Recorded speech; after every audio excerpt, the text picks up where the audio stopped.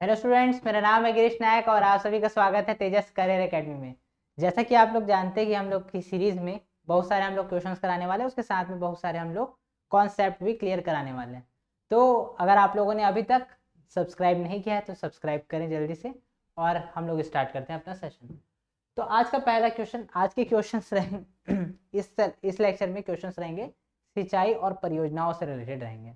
ठीक है, तो पहला हमारे पास क्वेश्चन क्या है, कौन सी सिंचाई परियोजना बहुउद्देशीय योजना है। ठीक है, बहुउद्देशीय मतलब क्या होता है, एक मतलब प्रोजेक्ट एक ही रहेगा, ठीक है, बट उससे बहुत सारे अलग अलग हमारे पास आयाम निकल के आएंगे, अलग अलग हमारे उद्देश्य पूरे होंगे। तो एक उद्देश्य है तो एक उद्देश्य, एक से ज्यादा उद्देश्य है तो बहुउद्देश्य, परियोजना तो परियोजना है। ठीक है, तो अगर हम लोग देखते हैं इनमें से कौन सी परियोजना है बहुउद्देशीय परियोजना है, खारंग जलाशय, मिनी माता, मनियारी, सारडी। तो हमारी जो मिनी माता हसदेव बांगो परियोजना है ना, ये है हमारी बहुउद्देशीय परियोजना है। अब बहुउद्देशीय क्यों है, क्योंकि इसके मतलब हमारे पास देखते हैं इसमें से हम लोग को क्या क्या चीज का फायदा हो रहा है। पहली बात तो सिंचाई, ठीक है, सिंचाई का फायदा हुआ। दूसरा, अगर सिंचाई में देखा जाए तो इसका एरिया कितना है, ये इंपॉर्टेंट है, क्योंकि ये सबसे बड़ा एरिया पहले मतलब कुछ टाइम पहले तक हसदेव बांगो सबसे फिलहाल अभी इसका कितना है 4.2 लाख पर हेक्टेयर। ठीक है, 4.2 lakh lakh hectare lakh hectare lakh per hectare कर दिया ना। 4.2 लाख हेक्टेयर जो है इसका सिंचाई क्षमता है, किसका, मिनी माता मतलब मिनी माता परियोजना या फिर हसदो बांगो परियोजना। ठीक है, इसका है। अब यहाँ पर एक तो सिंचाई हो गया, दूसरा यहाँ पर क्या होता है, विद्युत ऊर्जा उत्पादन होता है, विद्युत उत्पादन होगा। और विद्युत उत्पादन कितना है यहाँ, 120 मेगावाट, 120 मेगावाट। और ये 120 मेगावाट में हम लोग देखते हैं अगर हम लोग तो 40 मेगावाट का 3 यूनिट है हमारे यहाँ हसदेव बांगो में। तो इस आधार पे हमारे पास टोटल विद्युत उत्पादन कितना होता है, 120 मेगावाट होता है। अब इसके बारे में एक चीज और ध्यान रखेंगे, हसदेव नदी निकलती कहाँ से है, कैमूर के पर्वत से निकलती है, और कैमूर के पर्वत से निकल के आएगी। और यहाँ पर जो हमारा कैमूर के पर्वत से निकल के आएगी। इसमें अगर हम लोग देखते हैं जलप्रपात, तो दो जलप्रपात है, एक तो है अमृत धारा जलप्रपात, अमृत धारा जलप्रपात, और एक है गावर घाट। दोनों ही बहुत इंपॉर्टेंट है, अमृत धारा जलप्रपात, गावर घाट जलप्रपात।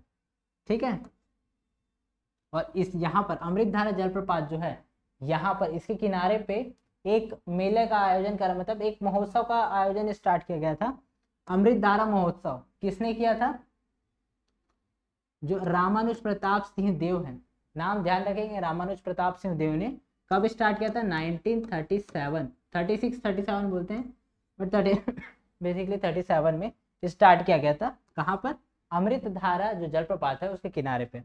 ठीक है, गावर घाट जलप्रपात, दो जलप्रपात है हमारे इसमें। ठीक है, कैमूर पर्वत से निकलेगी हसदेव नदी, और उसमें दो जलप्रपात। अब ये मिलती कहाँ पर है, ये किस में मिलती है, ये हमारे महानदी में, महानदी की सहायक नदी है, महानदी की सहायक नदी है। ये दो जलप्रपात हो गए। उसके बाद फिर कोरबा में, कोरबा में इसमें है प्लांट। ठीक है, कौन सा, मिनी माता, देखो हसदेव बांगो परियोजना था, उसी का नाम है मिनी माता परियोजना। ठीक है, मिनी माता परियोजना। अब इसका ये स्टार्ट कब हुआ था, 1967-68 में स्टार्ट हुआ था। और अगर इसमें मतलब आखिरी बार यहाँ पर क्या काम, मतलब कब काम किया गया था, तो टोटली कंप्लीट कब हुआ, 2011 में। और अगर प्रोडक्शन बोलते हैं, इलेक्ट्रिसिटी का प्रोडक्शन कब स्टार्ट हुआ, 1994 में, कहीं कहीं पर 92 भी दिया रहता है। ठीक है, तो ये हमारे पास डाटा है हमारे हसदेव नदी के ऊपर और हसदेव बांगो परियोजना से रिलेटेड। और अच्छा एक चीज और बच गया ना, हसदेव बांगो परियोजना जो है ना, देखो कोई सा भी परियोजना ना दो टाइप का होता है, या तो सबसे ऊंचा होगा, मतलब ऊंचाई में होगा, या फिर चौड़ाई में होगा। मतलब ऊंचाई, हाइट हाइट एकदम ऊंचा रहेगा, या फिर एकदम चौड़ा रहेगा, विस्तृत रहेगा। तो अगर हाइट में देखते हैं तो ये कितना मीटर है, 87 मीटर इसकी हाइट है। तो सबसे पूरे छत्तीसगढ़ का सबसे ऊंचा अगर हम लोग देखते हैं परियोजना, अगर देखते हैं जल विद्युत परियोजना, तो फिर कौन सा है हमारा, मिनी माता हसदेव बांगो परियोजना। अगले क्वेश्चन में आते हैं, महानदी बांध परियोजना कथन और कारण वाला है ना। तो इसमें क्या रहता है, कथन दिया रहता है, एक कथन दिया रहेगा, एक कारण दिया रहेगा। और अगर कारण जो है उस कथन की पुष्टि करता है या फिर उस मतलब उसका बेसिकली रीजन बताता है, तो उसके आधार पे हम लोग को यहाँ पर ऑप्शन सेलेक्ट करना रहता है। तो पहला स्टेटमेंट क्या बोलता है, महानदी बांध परियोजना छत्तीसगढ़ की एक महत्वपूर्ण सिंचाई परियोजना है। बिल्कुल सही बात है, बहुत महत्वपूर्ण योजना है, तो फिर हमारा कथन तो सही है। अब उसका कारण देखते हैं। महानदी पर रविशंकर सागर जलाशय निर्मित किया गया है, तो ये कोई कारण नहीं हुआ। ये महत्वपूर्ण है, लेकिन सिर्फ इसके कारण महत्वपूर्ण है क्या? नहीं, ये महत्वपूर्ण इसलिए भी क्योंकि यहाँ पर बहुत सारी परियोजनाएं हैं, यहाँ पर एक परियोजना बस दे दी है, तो हमारा कारण तो सही है लेकिन वो कथन की व्याख्या नहीं करता। दोनों स्टेटमेंट एकदम सही है, कोई गलती नहीं है, बट ये कारण नहीं है, जो कथन दिया उसका कारण नहीं है। तो हमारा ऑप्शन पहला क्या है, कथन कारण दोनों सत्य है, परंतु कारण कथन को स्पष्ट करता है। दूसरे वाले में दोनों सही है लेकिन इस पर कारण को स्पष्ट नहीं करता है। कथन सत्य है, कारण गलत है, कथन गलत है, कारण सत्य है। तो यहाँ पर अगर हम लोग देखते हैं तो हमारा दोनों कथन जो मतलब दोनों स्टेटमेंट जो है वो सही है, कथन भी सही है, कारण भी सही है, बस वो एक्सप्लेन नहीं करता उसको। ठीक है, एक्सप्लेन उसको नहीं करता, इसलिए हमारा ऑप्शन क्या हो जाएगा, बी। अगर ये एक्सप्लेन भी कर देता तो हमारा ऑप्शन क्या हो जाता, ऑप्शन नंबर ए। अगला आते हैं, छत्तीसगढ़ में सबसे लंबा बांध कौन सा है? ये देखो, जस्ट अभी मैं बताया, तो यहाँ पर लंबाई नहीं होता, चौड़ाई होता है। कौन सा सबसे चौड़ा है, कौन सा सबसे ऊंचा है? तो सबसे ऊंचा कौन सा देख डाले हम लोग, हसदेव बांगो। ठीक है, हसदेव बांगो, या फिर उसी को क्या, उसी का नाम क्या है, मिनी माता परियोजना। ठीक है, तो सबसे ऊंचा वो है और उसका हाइट कितना है, 87 मीटर इसका हाइट है। अब सबसे लंबा बांध की अगर बात करें तो कौन सा होगा हमारा, गंगरेल बांध। मतलब यहाँ पर लंबा नहीं आना चाहिए था, सबसे चौड़ा आना चाहिए था। ठीक है, तो सबसे ज्यादा अगर चौड़ाई अगर देखा जाए तो इसी बांध की है। किसकी, कौन से बांध की, गंगरेल बांध। गए होगे कभी तो देखना कौन से नदी पे है, गंगरेल बांध जो है महानदी पे। और महानदी निकलती कहाँ से, सिहावा पर्वत जो है ना सुक्तिमती पर्वत। ठीक है, सिहावा नगरी जो है ना, वहां से, वहां के सुक्तिमती पर्वत से निकलती है। कौन सी नदी, महानदी। और इसकी लंबाई कितनी है, 856 किलोमीटर टोटल है, 856 मीटर। इसमें से अगर छत्तीसगढ़ में देखा जाए तो कितना बहती है, 286 किलोमीटर, इतनी लंबी बहती है। अगर इसकी सहायक नदियों में सबसे बड़ी सहायक नदी है तो वो कौन सी है, शिवनाथ, जो कि छत्तीसगढ़ में बहने वाली सबसे लंबी नदी है। तो 290 किलोमीटर ये बहती है शिवनाथ नदी। ध्यान रखेंगे, सब छत्तीसगढ़ में बहने वाली सबसे लंबी नदी अगर कहा जाए तो फिर उसका आएगा आंसर शिवनाथ।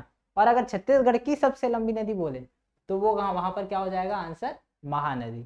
महानदी कितना बहता है, क्योंकि टोटल उसका लेंथ कितना है, 856। और उसके बाद फिर वो जाता है उड़ीसा में प्रवेश करता है, और उड़ीसा में कटक करके एक क्षेत्र है, वहां पर डेल्टा बनाता है और वहां पर विसर्जित हो जाता है। ठीक है, तो कटक ध्यान रखेंगे, कहाँ पर इसका मुहाना है, कहाँ पर से ये उद्गमित होती है, ये सारा चीज को ध्यान रखेंगे। ठीक है, अब अगले क्वेश्चन में जाते हैं हम लोग। मॉडुम सिल्ली बांध किस जिले पे है? मॉडुम सिल्ली, इसी को माडम सिल्ली भी बोलते हैं, माडम सिल्ली डैम, माडम सिल्ली बांध। ठीक है, और ये क्या है, पहली बात तो इसके बारे में जान लो, ये कौन से नदी में बहता है, ये कौन सी नदी में, सिलियारी, सिलियारी नदी में बनाया गया है मॉडर्न सिल्ली बांध। और ये कहाँ है, धमतरी में है। तो हमारा पहली बात तो आंसर क्या हो जाएगा, मॉडर्न सिल्ली बांध कहाँ है, धमतरी में है। कौन से नदी पे है, तो सिलियारी नदी पे है। और एशिया का प्रथम साइफन बांध बोला जाए अगर, तो वो भी कौन सा है, मॉडर्न सिल्ली। ठीक है, ये ऐसा क्वेश्चन सीधा सीधा पूछा गया है बहुत बार कि मतलब एशिया का पहला साइफन बांध कौन सा है, तो कौन सा है, मॉडर्न सिल्ली। अब इसी का अभी नामकरण किया गया है। ठीक है, इसका नामकरण किया गया है, जो हमारे स्वतंत्रता सेनानी रहे हैं ठाकुर प्यारेलाल सिंह के नाम पे। ठीक है, तो ध्यान रखेंगे उसका नया नामकरण हो चुका है, उसका नाम क्या है। अगले क्वेश्चन में आते हैं।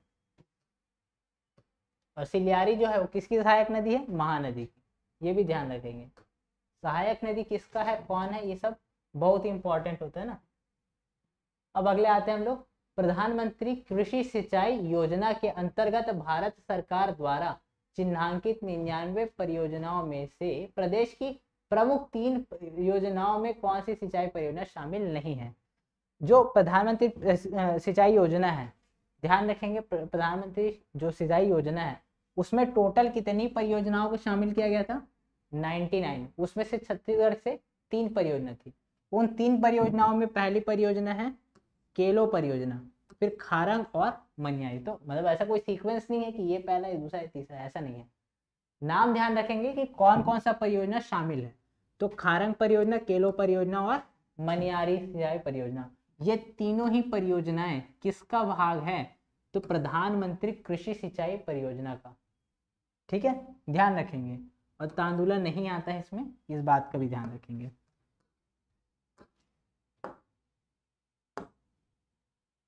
ये क्या हो गया इसको,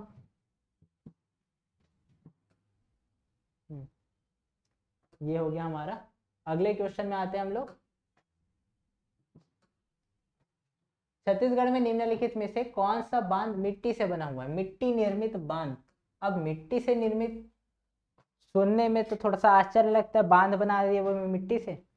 तो पहले बनाया जाता था, ठीक है। अभी तो हमारे पास पूरा हमारे पास सीमेंट वगैरह, सीमेंट गिट्टी वगैरह ये सब है, तो हम लोग ठीक से बनाते हैं। पहले मिट्टी से बनाया जाता था।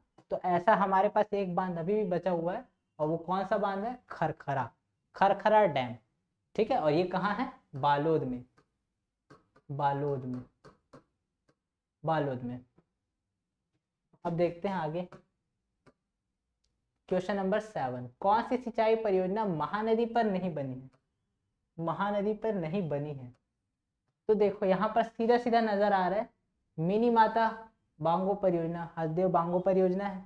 ठीक है, तो ये तो हसदेव नदी पे है, तो ये वाला किस पे नहीं है? महानदी पे नहीं है। तो यहाँ पर हमारे पास सीधा सीधा आंसर आ जाता है ऑप्शन नंबर डी। तो इसके साथ में हम लोग जान लेते हैं कि हम लोग को महानदी में और कौन कौन सी परियोजनाएं शामिल है। तो अगर हम लोग देखते हैं तो महानदी निकलेगा धमतरी से, धमतरी से निकलेगा, उसके बाद फिर कांकेर में पहुंचेगा। ठीक है, तो पहले यहाँ पर कौन कौन सा एक तो हमारे पास दुधावा डैम बनेगा। दुधावा के बाद फिर आगे जाते हैं तो यहाँ पर क्या बनेगा हमारे पास? हमारा रविशंकर शुक्ल, ठीक है, पंडित रविशंकर शुक्ल जलाशय। ठीक है, इसके बाद फिर आगे बढ़ते हैं ना, तो इसमें फिर यहाँ पर और कौन सा आएगा हमारे पास? फिर आगे बढ़ते जाते हैं, एक हमारे पास आएगा शिवरी नारायण। ठीक है, शिवरी नारायण। एक है रुद्री बैराज है, रुद्री बैराज है, शिवरी नारायण है। उसके फिर आते हैं आगे बसंतपुर, मिरौनी और कलमा बैराज। उसके बाद फिर आएगा रायगढ़ में हमारा साराडीह बैराज। उसके बाद फिर ये हमारा प्रवेश कर देता है उड़ीसा में। ठीक है, तो ध्यान रखेंगे कौन कौन सा, ये साराडीह, मिरौनी और बसंतपुर तीनों ही किस परियोजना का भाग है? महानदी सिंचाई परियोजना का भाग है। ठीक है, अब आगे बढ़ते हैं, क्वेश्चन नंबर 8 में आते हैं। अब देखो यहाँ पर क्या दिया हमारे पास? 4 स्टेटमेंट दिया हुआ है, और उसके आधार पे हम लोग को बताना है कि कौन कौन सा सही है, कौन कौन सा गलत है। तो यहाँ पर हम लोग को सही उत्तर बताना है ना, सही उत्तर को बताना है ना, यहाँ पर सही सही उत्तर चुनना है। तो हमारे पास पहला स्टेटमेंट क्या दिया है? केलो परियोजना जांजगीर चांपा जिले में स्थित है। जो केलो परियोजना ना, केलो नदी पे केलो नदी पे स्थित है। और ये केलो नदी कहाँ है? केलो नदी रायगढ़ में बहती है। और इस क्षेत्र में एक प्रसिद्ध हमारे पास राजा रहे हैं यहाँ पर, दिलीप सिंह जुदेव। तो इस नाम से केलो परियोजना का नाम भी किया गया है दिलीप सिंह जुदेव परियोजना। इस बात को भी ध्यान रखेंगे। और ये जांजगीर चांपा में तो नहीं है, पुराने रायगढ़ में आता है। अब देखते हैं अगला स्टेटमेंट क्या है? मुरुम सिल्ली जलाशय का निर्माण 1923 में हुआ था। बिल्कुल सही है, मॉडर्न सिल्ली जो है ना वही है, मुरुम सिल्ली उसी को बोलते हैं। अगला स्टेटमेंट क्या दिया? सोंडूर परियोजना धमतरी जिले में स्थित है। ये बात भी सही है, लेकिन यहाँ पर क्या होता है? दुधावा जलाशय का निर्माण 1963 में हुआ था, तो यहाँ पर नहीं हुआ था। अब आप लोग के लिए है क्वेश्चन, बताइए जल्दी से कमेंट सेक्शन में कि दुधावा जलाशय का निर्माण कब हुआ था, कौन से सन में हुआ था। ये आप लोग के लिए जल्दी से क्वेश्चन है। तो हमारा आंसर कौन कौन सा सही हुआ? दूसरा और तीसरा। तो दूसरा और तीसरा कौन से ऑप्शन में? ऑप्शन नंबर बी में। तो हमारा आंसर क्या होगा? Option number B. अगले क्वेश्चन में चलते हैं, क्वेश्चन नंबर 9 में। क्वेश्चन नंबर 9 क्या दिया हुआ है? छत्तीसगढ़ राज्य में 2019-20 में विभिन्न स्रोतों से सिंचित क्षेत्रफल का क्रम बताना है घटते क्रम में। ठीक है, मतलब सबसे ज्यादा किसके द्वारा सिंचाई किया गया, मतलब कौन से साधन के द्वारा सबसे ज़्यादा, फिर ऐसे कम होते हुए जाएंगे। तो ये यहाँ पर 19-20 का डाटा है, मतलब 19-20 का पूछा है, बट ये अभी हमेशा यही रहता है, मतलब जब से, मतलब अगर हम लोग विस्तारित क्षेत्र देखते हैं ना, जब से नहरों का अच्छे से विकास हुआ है ना, उसके बाद से ये डाटा चेंज नहीं हो रहा है। तो मोस्ट प्रोबेबली ये भी है कि अभी भी यही वाला डाटा हो सही, ठीक है। तो ध्यान रखेंगे। तो हमारे पास सबसे ज़्यादा सिंचाई जो होता है वो किसके माध्यम से होती है, नहर के माध्यम से होती है। उसके बाद फिर ट्यूबवेल, जो वो रहता है ना, मतलब बोर करते हैं, बोर के थ्रू होते हैं, तो उसको बोलते हैं ट्यूबवेल। नहर के बाद ट्यूबवेल, उसके बाद अगला हम लोग अगर देखते हैं नंबर किसका आता है तालाब का, तालाब को बोलते हैं पॉन्ड, तो पी हो गया। और उसके बाद फिर आता है कुआं, कुआं से होता है सबसे, मतलब सबसे कम मात्रा में, अगर सिंचाई की बात की जाए ना तो सबसे कम मात्रा में होता है कुआं से। और अगर कुओं के माध्यम से सबसे ज्यादा अगर कृषि अगर कहीं होता है तो वो कहाँ होता है, दंतेवाड़ा में, दंतेवाड़ा में होता है। और नहरों के माध्यम से सबसे ज्यादा कहाँ होता है, जांजगीर चांपा में। तो मतलब अगर सर्वाधिक सिंचित क्षेत्र या सिंचित जिला भी अगर कहा जाए तो जांजगीर चांपा होगा, और सबसे कम कौन सा होगा, दंतेवाड़ा। और यहाँ पर सबसे ज्यादा अगर कुएं से अगर सर्वाधिक अगर हम लोग देखते हैं सर्वाधिक सिंचित क्षेत्र कौन सा है, तो दंतेवाड़ा। बहुत कम है लेकिन फिर भी अगर टॉप में देखा जाए तो यही टॉप में आ जाता है। तो ऐसा ध्यान रखे रहेंगे। एनटीपीसी का एग्जाम हुआ था अभी, तो एनटीपीसी से ऐसा कोर्ट से ध्यान रखे रहेंगे, एनटीपीसी नहर, ट्यूबवेल, पॉन्ड और कुआं, ठीक है। 2 हिंदी 2 इंग्लिश, ऐसे ध्यान रख सकते हैं। अब सबका अपना अपना तरीका होता है, कोई और तरीका अगर आप लोग को अच्छा लगे तो आप लोग उससे याद कर लीजिए। अब देखिए, अब भी जस्ट बताया हमें सर्वाधिक सिंचाई वाला जिला, तो जहाँ नहरों का विकास अच्छे से होगा वहां पर सिंचाई भी अच्छे से होगी।